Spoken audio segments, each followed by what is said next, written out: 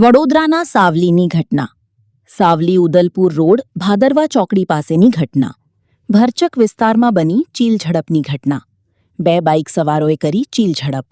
Road પર પૈસા કાઢી ગણતા બાઇક સવારોએ સિમેન્ટ જોઈએ છીનું કહી કરી ચીલઝડપ. ગ્રામીણ વિસ્તારના અર્જુનભાઈ મકવાણા પાસેથી ₹5,000 લઈ બાઇક ચાલકો ફરાર. સાવલી પોલીસને કરાઈ જાણ.